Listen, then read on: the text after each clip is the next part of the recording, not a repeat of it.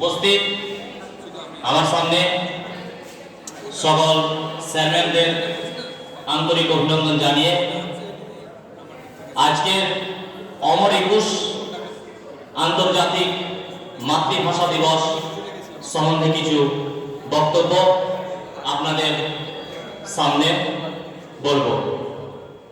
বক্তব্যের শুরুতে গভীরভাবে স্মরণ করছি, শ্রদ্ধা জানাচ্ছি সেই সব বীর শহীদ যারা ভাষা আন্দোলনের জন্য নিজেদের প্রাণ ত্যাগ বিলিয়ে দিয়েছেন।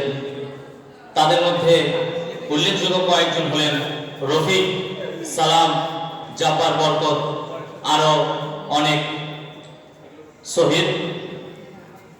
তো 1952 সালে 21শে ফেব্রুয়ারি আন্তর্জাতিক ভাষা আন্দোলন, যে পূর্ব পাকিস্তান বর্তমান বাংলাদেশের একটি রাজনৈতিক সাংস্কৃতিক আন্দোলন।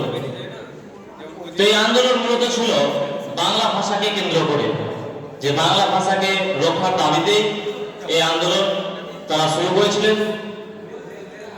তো 1952 সালের 21শে ফেব্রুয়ারির আগেও এই বাংলা ভাষা আন্দোলনের নিয়ে আলোচনা হয়েছে।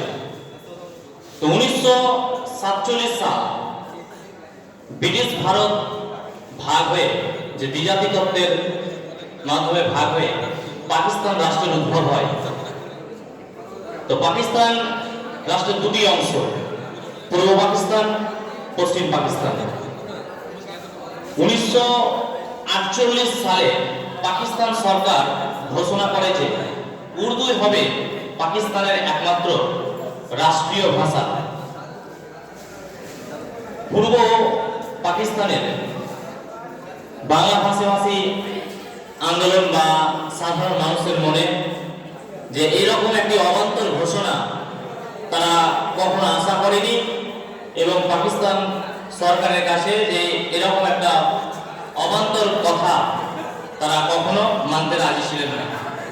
এই জন্য 1952 সালে 21শে ফেব্রুয়ারি তারা ভাষা আন্দোলনের জন্য যে বিভিন্ন মিটিং, মিছিল ইত্যাদি কার্যকলাপ শুরু করেছিল, তা রুখতে বা দমন করার জন্য পুলিশ সেখানে 144 ধারা জারি করে।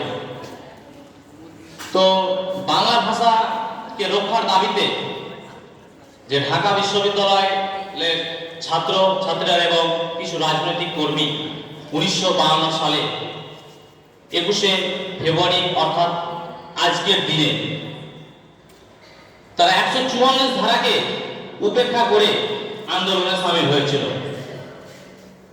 এই আন্দোলন তীব্র আকার ধারণ করলে পুলিশ সে আইনকে বিধিনির্দিষ্ট বা অবৈধ বলে ঘোষণা করে যে 144 ধারার অভিযোগে তাদের উপর গুলি বর্ষণ চালায়, এবং এই গুলিতে অনেক মানুষ নিহত আহত হন।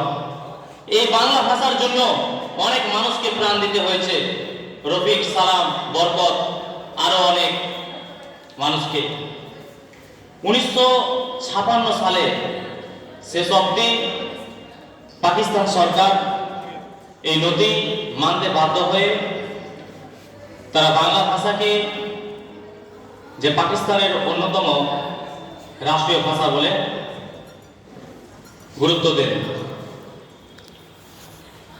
1999 সালে 17ই নভেম্বর ইউনেস্কোর যে প্যারিসে অনুষ্ঠিত ইউনেস্কোর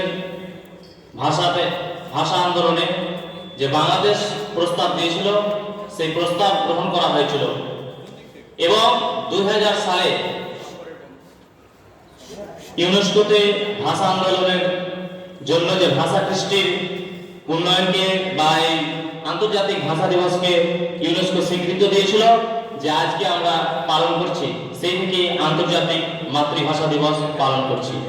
তো পরিশেষে আমি একটাই কথা বলবো যে প্রত্যেকের যে মা একটি খুব গুরুত্বপূর্ণ শব্দ, অর্থাৎ যে প্রত্যেকে আমরা মাকে ভালোবাসি বা শ্রদ্ধা করি বা ভক্তি করে যে শ্রদ্ধা করি, তেমনি ঠিক সেভাবে আমাদের এই বাংলা ভাষাকে শ্রদ্ধা করতে হবে বিভিন্ন কার্যকলাপ হয়েছে আমাদের এই কলেজে।